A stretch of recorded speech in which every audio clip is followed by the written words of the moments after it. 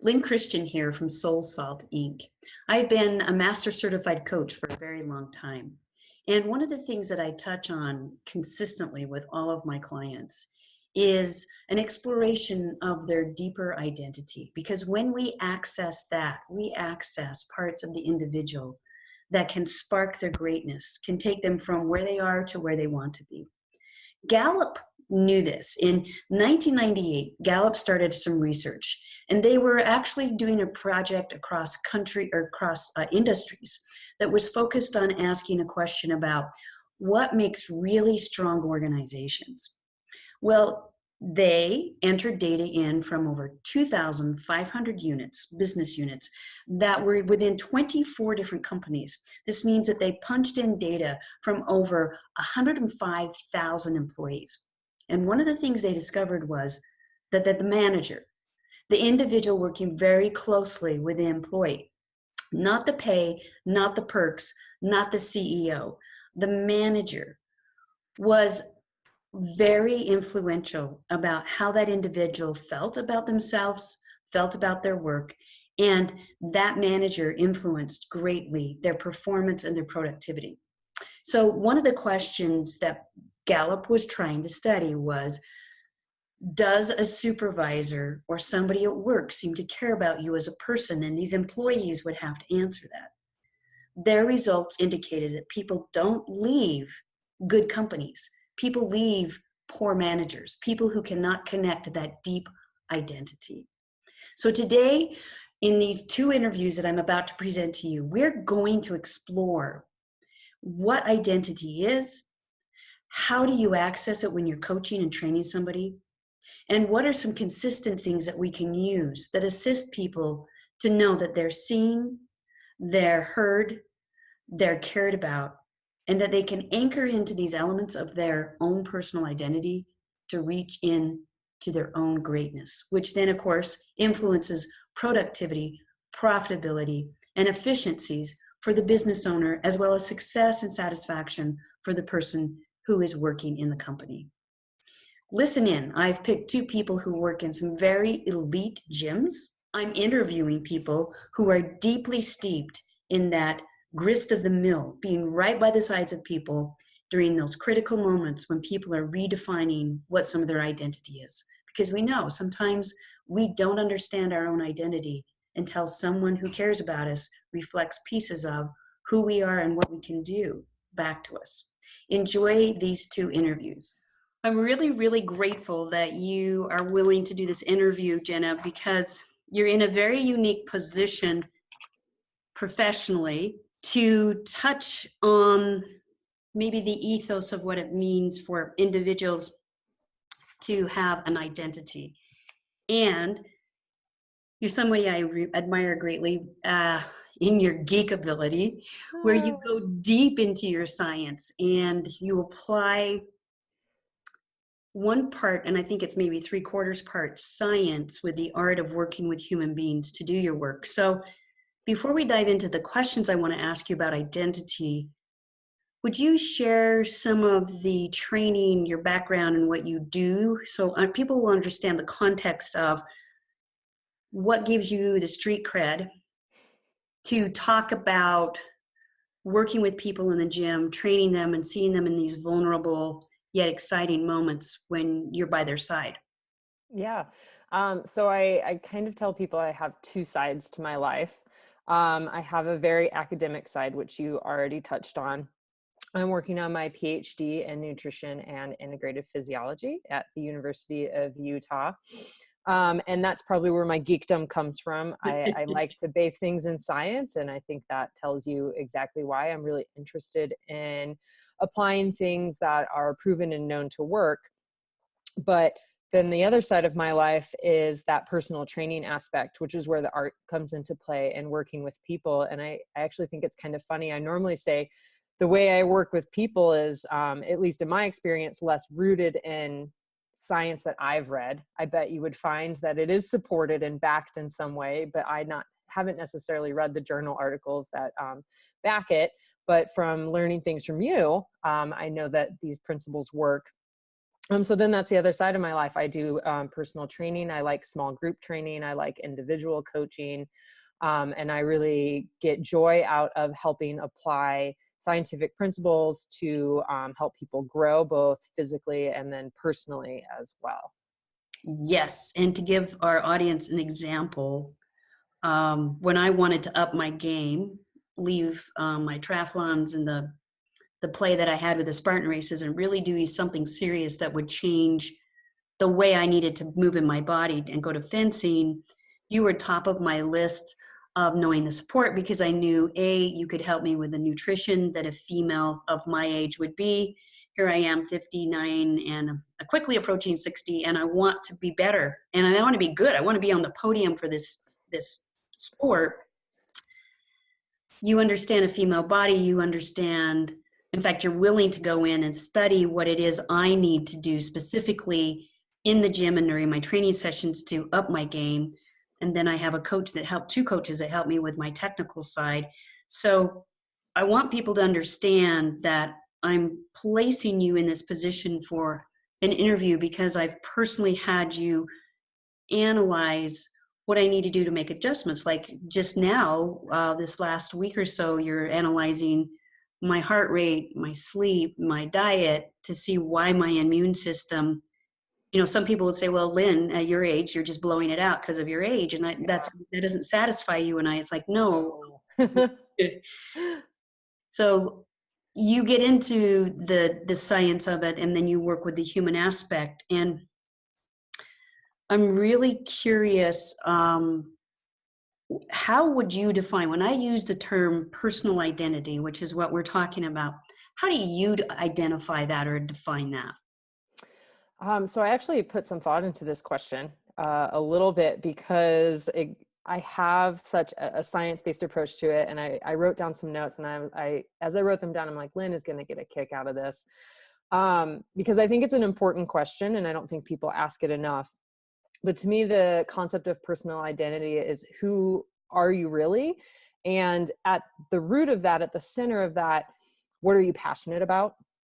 Because that really defines who you are. And my PhD advisor actually introduced me to this visualization technique that helps you identify who you are and what you're passionate about using a Venn diagram. So I hope you're familiar with that. I would assume you are, because you're a visual thinker. Yeah, I know a Venn diagram. Tell us what are in the circles? Yeah, so the circles are just different components of your life. They could be personal, they could be religious, they could be things that you're passionate about. For me, when I do this exercise, it's things that I'm good at and things that I enjoy doing. And at the center of that Venn diagram, when all of those different bubbles overlap, hopefully what you spend most of your time doing is some function of all of those different things. So for example, I am incredibly passionate about, I'll say, sports science. And you see these different bubbles. For me, I like to be active. I'm really interested in data. I'm really good with computers. And so at the center, you start to see these things merging together to give me a little bit of a picture of, well, who am I and what do I really value?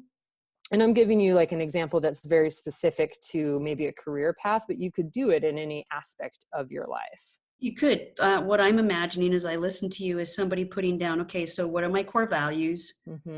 What am I good at? And maybe what I'm passionate about, because you could be good at something and not passionate about it. And if you will ponder that long enough and see what's in the middle where the three intersect, you're going to have some good indicators of personal identity. Exactly. Okay, so when you've done this, and I don't know if you mind being this transparent and vulnerable, share with us what's at the core of your Venn diagram when you talk about your own identity. So, and I gave a couple of examples, and I like how you phrased it. It could be something you identify as that you're not passionate about, but you could use it to your advantage in some way. So when I block out all of these different areas, and I did this activity actually when I started my graduate work because it was a career change for me. I was a project manager working in IT, and while I was good at it, not necessarily passionate about it. So I think I had a little bit of an identity crisis in that sense. And I went through when I was starting my graduate studies feeling like I was finally on track. And I said, well, here's these things. I like data driven decision making. I'm very passionate about health and wellness, and the sense that we should be very active, that this can go on throughout our lifespan, and that you don't have to fall into these cliches of, oh, I'm too old, or I'm too out of shape, or I'm too overweight. Right. So, health and wellness. And I already mentioned, okay, I have this kind of super nerd power with computers. I tend to be good at statistics and data analysis. And so all of those things independent might not be what I'm passionate about and who I am. But in the path that I've gone down, you see each of those showing up at the center of my core values. And what I really want to do is help people make data-driven decisions to improve their lives. And I Wow. love doing that through the context of sport. Wow. So you actually came up with a purpose statement that, okay, how do you know when you say that it resonates with your personal sense of identity? Because I think you feel it in your core, which is no longer science, right? You stand up and you make that statement of, here's who I am and what I want to do. And I instantly believe that there's truth in what I'm saying. And I wholeheartedly can put everything about me behind that. So if you stand up there and you're just going through the motions saying this sentence and you don't feel that level of passion bubbling up out of your gut, that's probably not it. That's probably not your personal identity. That's not the core of what you're looking for. But for me, I get excited when I say that, and it has never disappeared. So I know that that's it. That's true. So in my world, the neuroscience would say, well, okay, so when you were a fetus and you were developing, there was a time where the head brain and the heart were developing, and what would become the enteric brain or the gut system was running the show. And so we have a sense in multiple brain integration that a part of personal identity still remains in the gut, and that we have 500 million neurons there. So that tells me there is even a scientific for that physical sensation you had and that emotional connection you had with it, that you're speaking your truth. Is Yeah. that fair? Yes. Okay. Let's go to another question, because I get to work with you in the gym.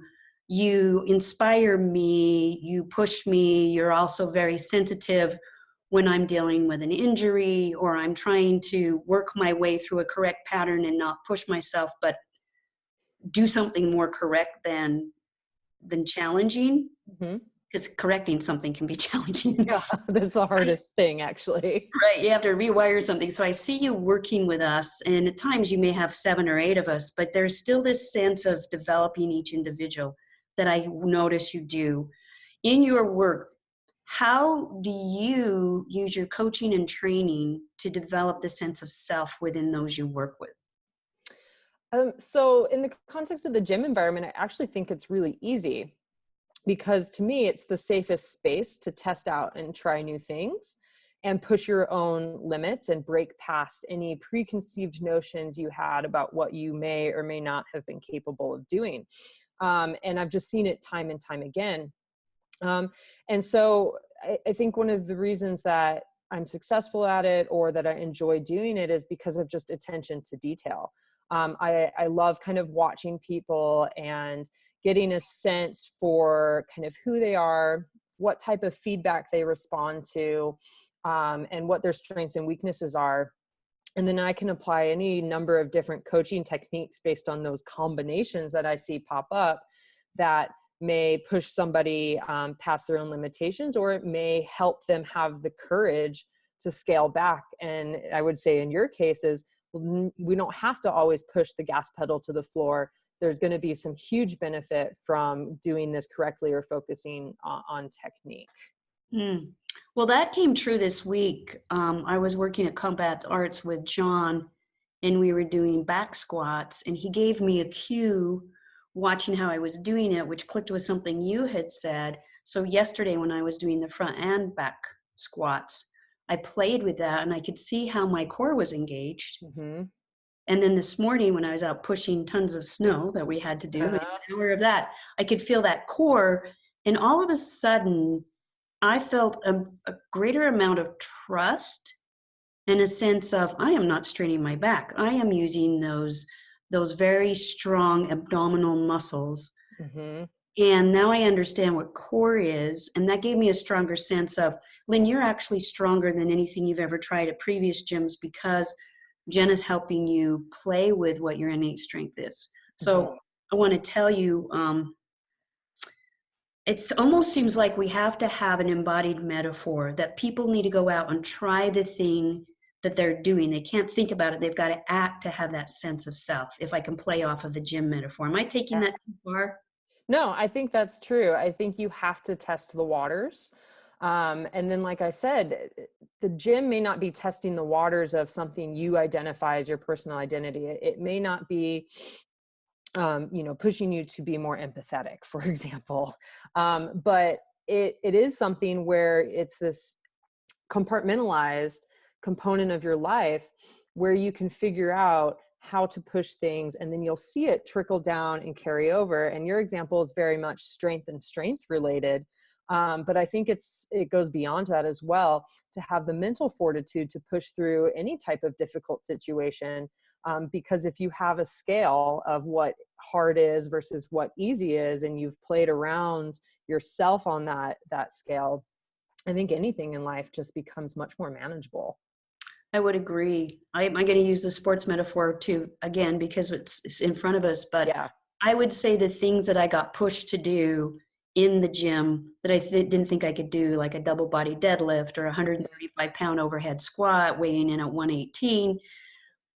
And those are hard, or even just some of the grueling workouts that maybe Johnny did with us. Yeah. Where I didn't know if I was going to live through it.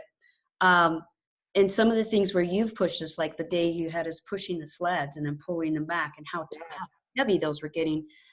I know on the strip for the first 3 years of my coaching or my fencing career, I was bloodied, I was bruised, I was beaten every single time for 3 years as I was trying to learn it. But the thing that I had learned was, I've got this, I'm mentally tough, I can make it through this. And I see that playing over in my work. Like Hmm. there'll be things that you'll have me do, trying to think of, where I'm trying to learn how to do the snatch and the clean with more precision, and I'm working on finding where that body spot is that actually makes it snap. You're helping me be willing to look at work and my business as an infinite game of possibilities, and you have to find your own little cue, because Ashley does it different than I do. Oh Even though the yeah. principle is the same, we have to find that spot, right? Yeah, because everyone's different. Everyone has an individual way that they're going to respond to a stimulus, but they can end up in the same spot. So the journey is different. It's very transformative for people. And I think that my role as a coach is to help you feel comfortable learning and doing something hard.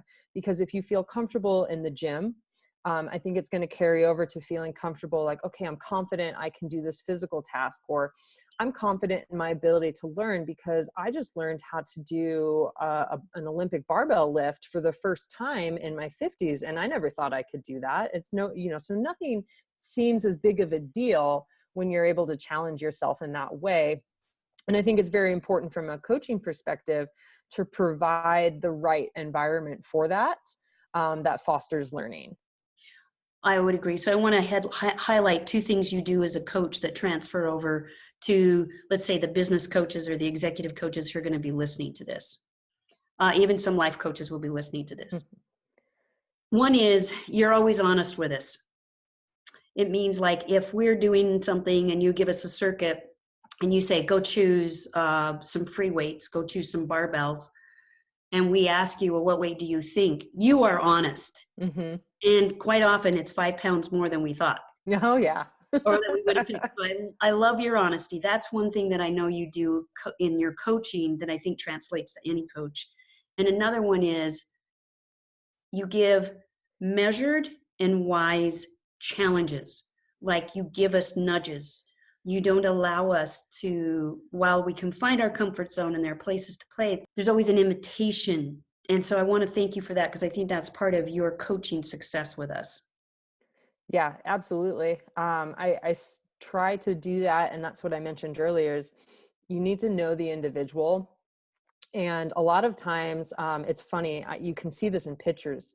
If someone comes in and takes pictures of the group, I'm always I don't know if you can see it in the camera, I'm always in the background and I have this like crossed arm look, which I know can be some negative body language, but this is my thinking spot. And so if I'm standing here cross-armed, kind of quiet, you may seem counterintuitive for a personal trainer in the gym, right? I should be rah, rah, rah. But I think that's what is unique about me, is I'm doing that because I'm absorbing as much as I can. I'm trying to watch people and look for those little nuanced things, because I've learned over the years that this tiny change in this area can just trickle through. And you have to try and identify biggest bang for your buck. And I'm a big fan of that, of don't overcomplicate it. Let's identify the thing that we can improve and work on. That's going to get us 80% of where we want to go. And the 20% is in the details. But once you're the majority there, you're going to have confidence, you're going to want to keep moving forward, and you're going to feel more capable in anything that you're trying to do. And when you feel more capable, you have a stronger sense of self. Exactly. Yeah. Okay, I'm wondering, what advice do you offer other coaches and trainers so that they can use some Jenna Link expertise or to help them support the people that they're working with to have a stronger sense of themselves? So I'll reiterate what I have been saying. You really need to get to know the individual, and you need to know maybe not every detail of their life, but you need to know a little more than just the context that you're working with them in. And I think you're a great example of that in the last week of, all right, so this performance thing is happening in this bubble that you care about, but what around it is happening that may be influencing it? And is there something that I can provide you in terms of feedback or guidance that will help you improve in that area?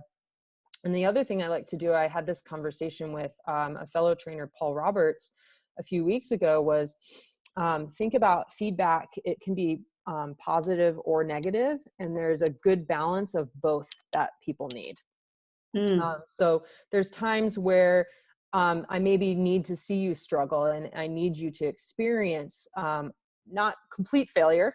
I'm not a big fan of absolute failure, but some setbacks and some struggles, and watch you kind of wrap your brain around how am I going to push through this. Whereas other times I need to balance that with something that's going to be very positive and positive feedback and encouraging. And that is going to become this snowball effect to just get you going and get you steamrolling through the task ahead. So those two things, think about the individual, and then think about how you can play and balance on positive and negative feedback to get people where they need to go.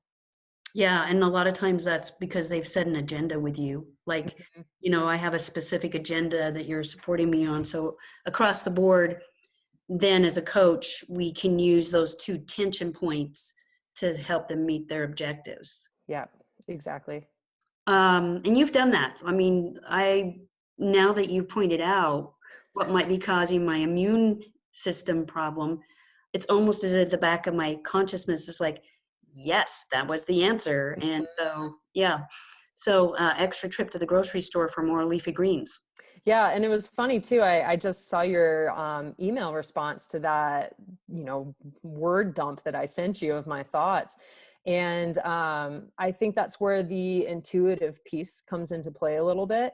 I sent you probably what were there, 4 or 5 different concrete things that it could be any one of these. And one of them just immediately resonated in your gut. And it was like, that's probably it. And that probably is because of that reason. And you immediately picked up on that. And that wasn't me knowing exactly the right answer, but it was me knowing enough to point you down this direction and kind of funnel your options and say, well, focus on these. And then what really stands out and impacts you is probably where we need to focus our efforts first. I love that. So people who are following and listening, here's another reason that I picked Jenna. And if you haven't picked it up just by listening to us, let me be explicit.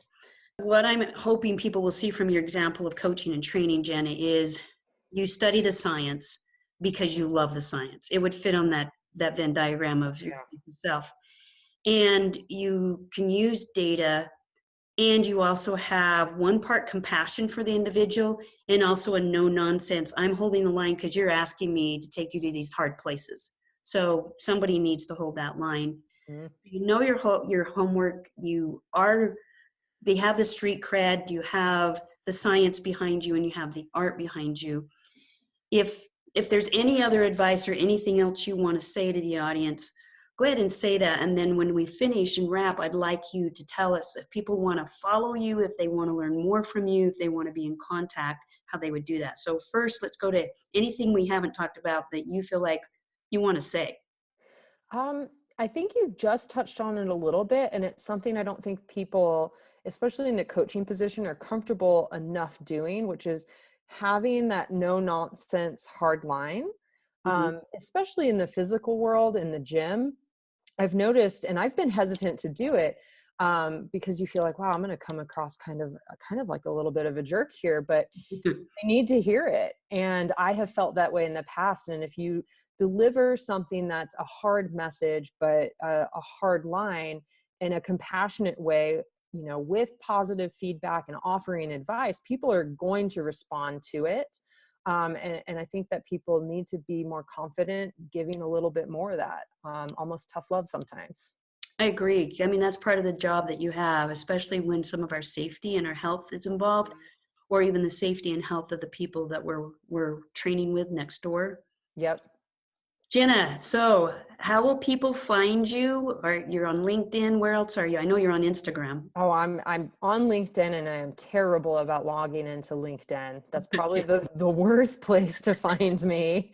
But Instagram's probably the best. It's just Jenna E Link. And And it's JennaLink. exactly. So that's probably the best place to find me. And I'm on that every day. It's the bread and butter of the fitness industry. So if you wanted to reach out through there, send me a message. I'd be happy to chat with anyone who had questions. Great. And if you can't find her, if you're not on Instagram, you can send me an email at info@soulsalt, SOULSALT.com. And in the subject line, say, please connect me, or please link me to Jenna Link, because she is indeed the missing link I've been looking for to take my experience in the gym and in sports the next level. Jenna, thank you for everything you've given us today. I really appreciate it. You're welcome. Thank you. Yeah.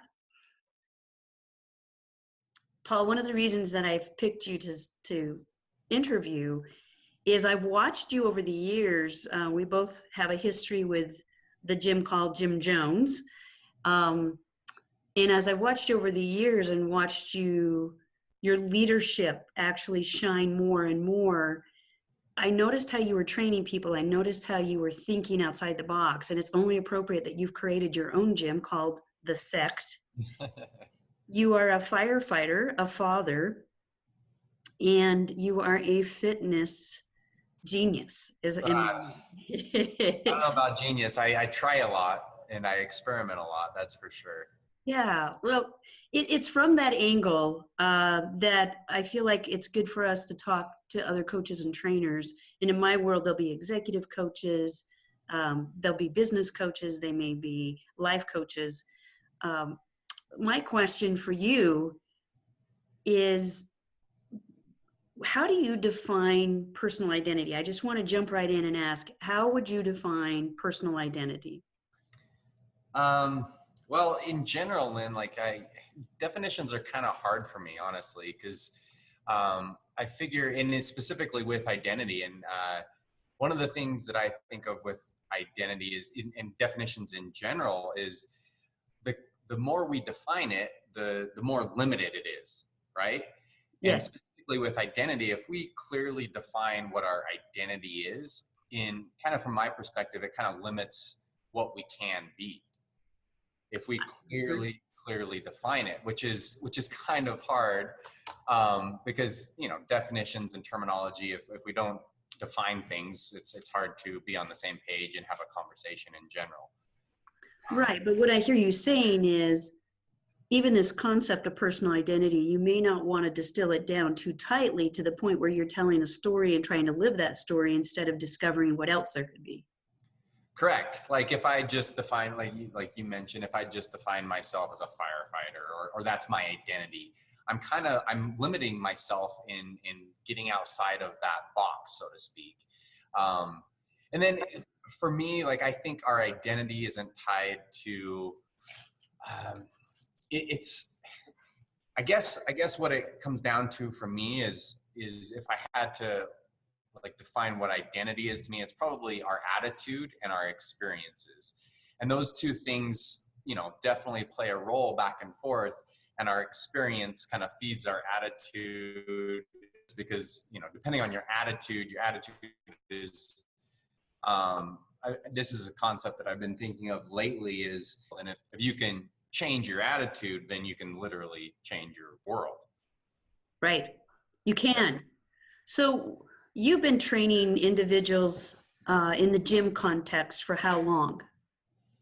Well, let's see. I started training people at Jim Jones, I think in 2000, late 2010, 2011. And prior to that, I was training in Muay Thai and Jiu-Jitsu, probably 2010, maybe even a little earlier. Mm-hmm. My concept of time is horrible. It's fine. In fact, that you answered a question that I've been wondering. In the early days in Jim Jones, it was only by invitation, and it was just a project. You know, it was this experiment of, can we transfer Mark Twite's ideas for extreme alpinism into fighters? And so you came in through the jiu-jitsu and the fighting realm. Correct. Yeah. And I was pursuing like competitive MMA stuff, and that's how I kind of got invited in. And I think that was, I started training there in 2008, I believe. Yeah. That's the year I actually started there too. So I know they were just getting some wheels underneath that organization.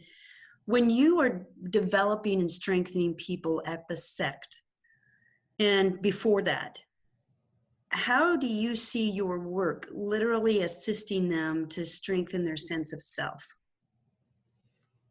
I think in general, I think fitness is a great tool for identifying or strengthening the sense of self.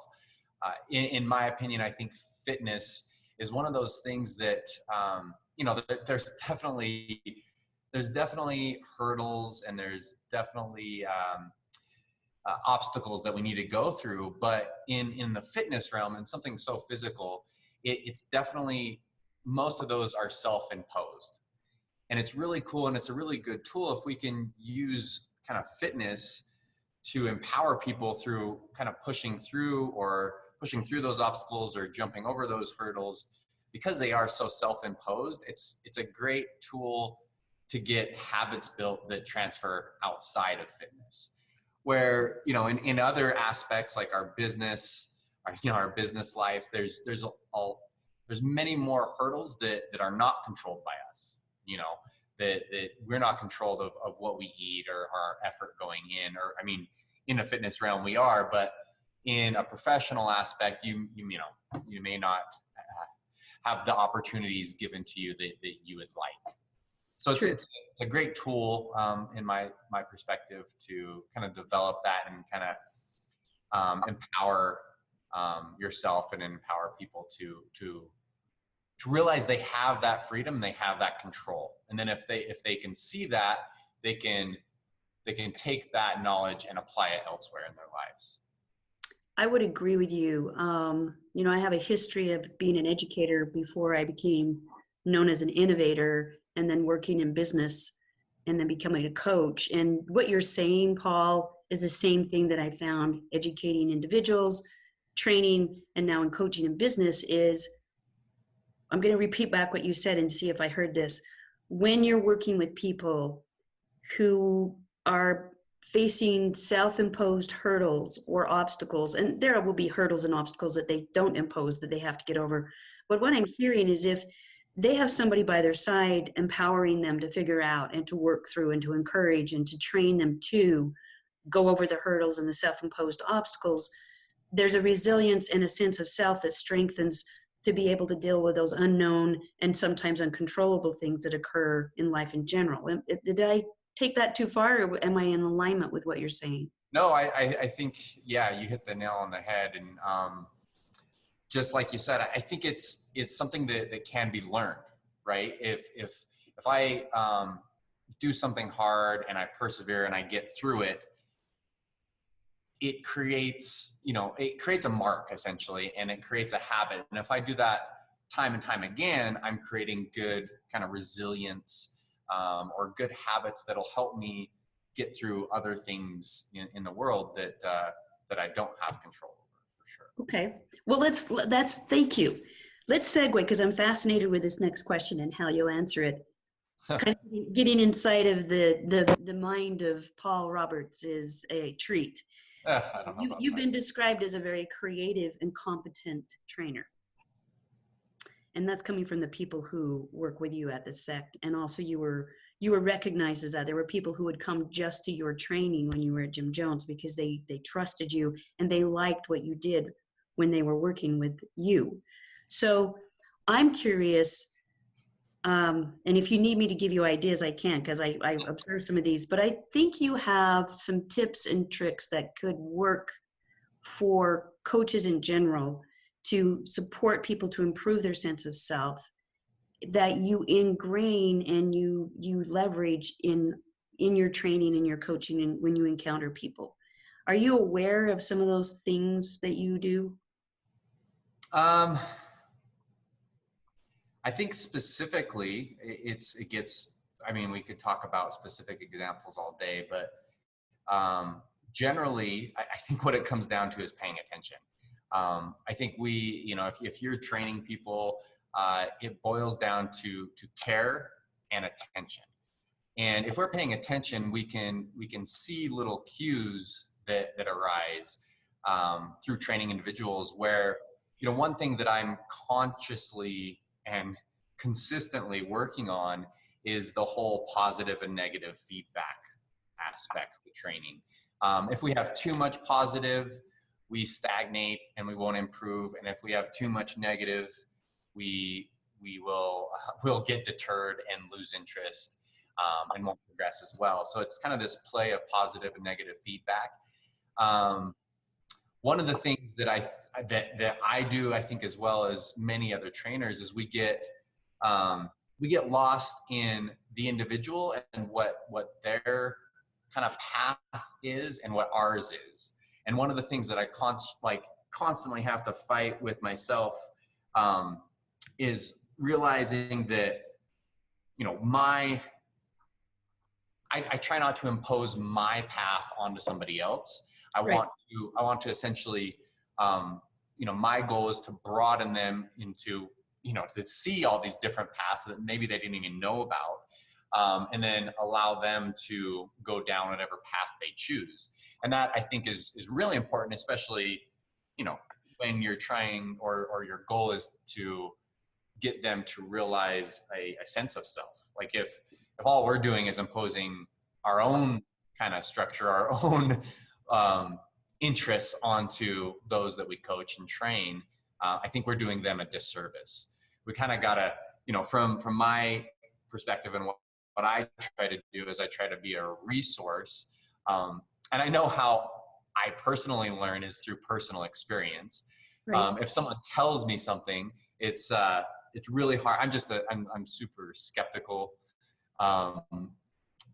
in nature, and if someone tells me the pot's hot, I still have to touch it until I realize it's hot. So I know I learned through personal experience, and I know a lot of people that feedback is also super strong. So if I can get them to experience something that I think will benefit them, I mean, that's kind of my goal. Does that answer your question at all? Yeah, let me synthesize and tell you what I'm picking up on this. Number one, you pay attention and you care about the other person. And then as you're paying attention, that gives you the ability to give the positive reinforcement of, yes, your form looks good.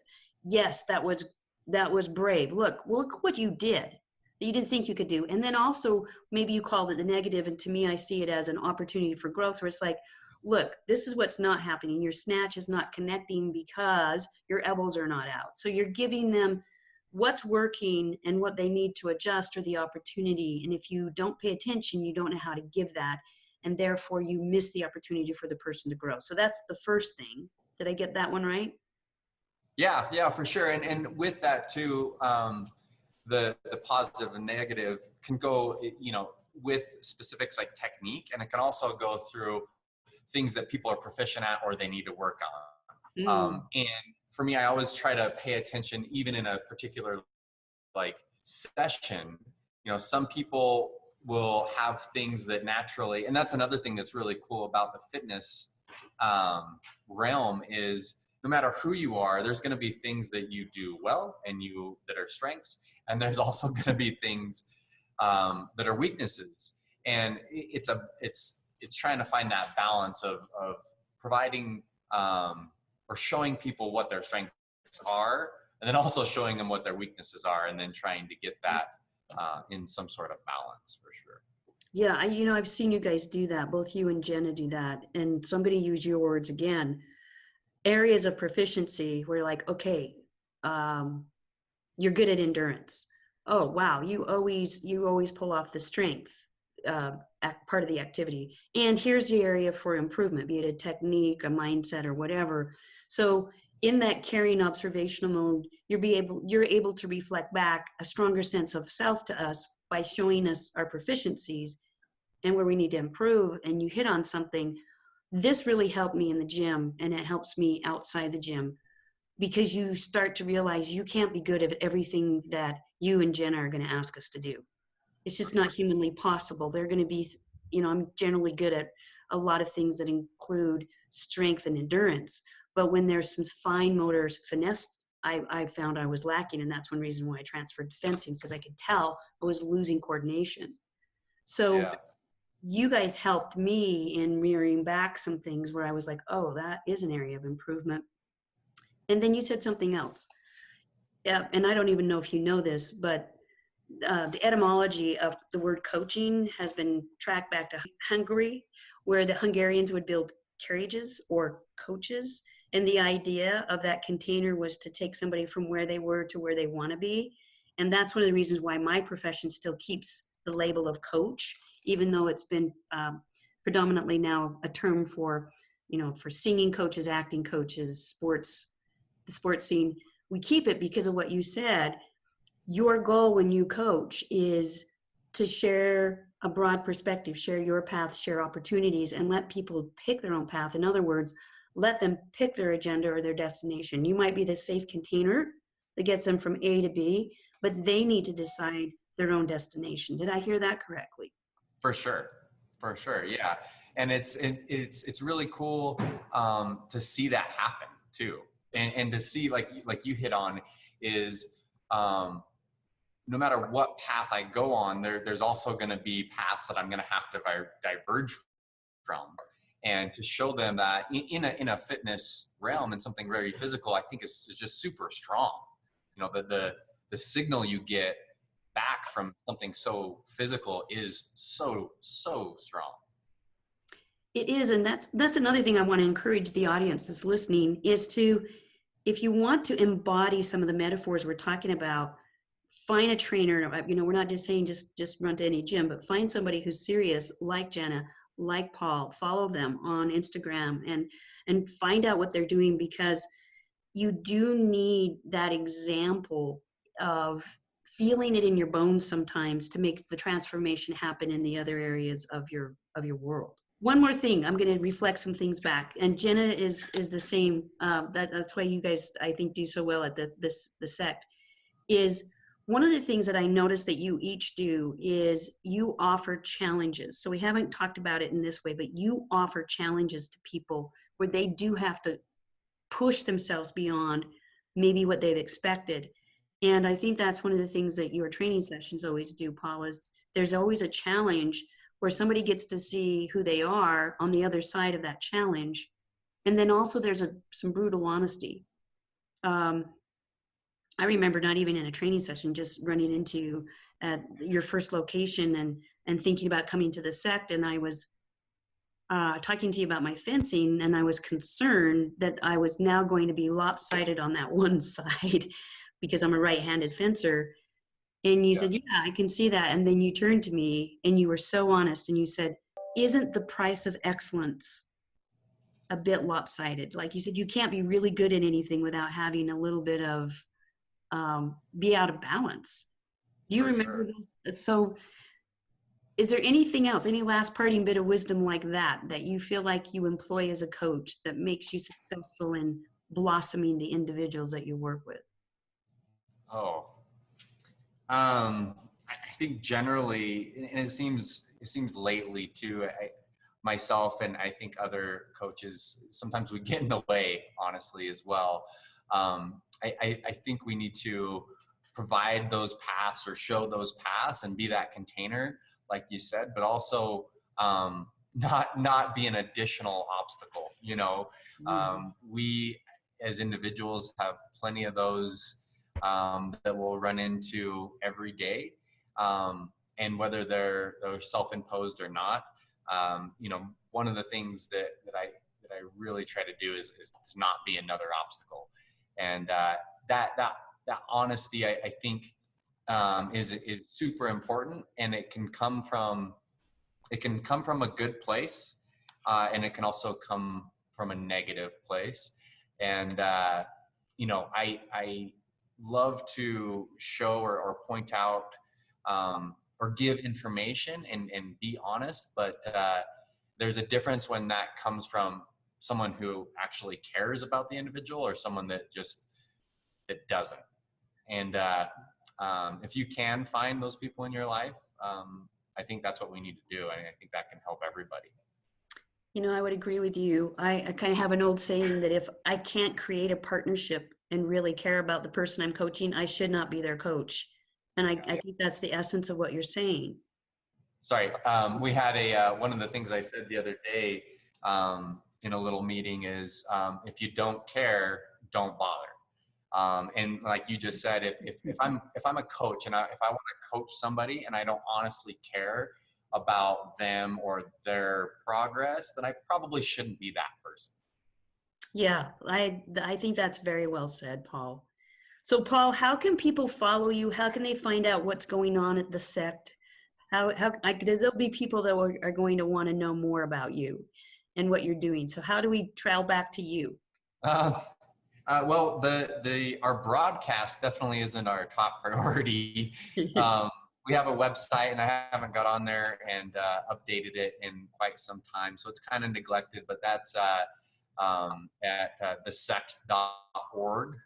And then through social media, that's an avenue. And again, that's also not our top priority. I don't even know that. I'm looking right now. The.sect fitness is our Instagram. And we spell Sect S-E-C-T in case they can't tell what we're saying. Correct. Yeah. CCT. I have to do that often. Yeah. So I think that's probably the best avenues to find us for sure. Any last parting words of wisdom you'd like to give us, Paul? This has been a great interview. Thank you. Oh, I don't know about wisdom, but I just want to say thanks, Lynn. I really appreciate you reaching out, and you know, you've definitely been an inspiration to me as well. It's been cool to watch you, you know, mostly from a remote standpoint, but like I said, I do pay attention, and I pay attention to a lot, and it's been cool to watch you kind of change and progress over the years, and like find things like fencing, and I dig everything that you put out, and even I was thinking it's just awesome to have you around, and thank you for what you do as well. Well, you're so welcome. It's nice to find people that you have that connection with, and definitely I feel that when I'm at the Sect, and you've created a beautiful community. And for people like me who want competence and the hardcore training, and somebody who's interested in what you're doing outside the gym, I found it with you guys. So keep it up.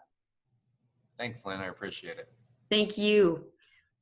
Now that you've listened to the interviews, maybe you're a coach, maybe you're a therapist, maybe you're a trainer.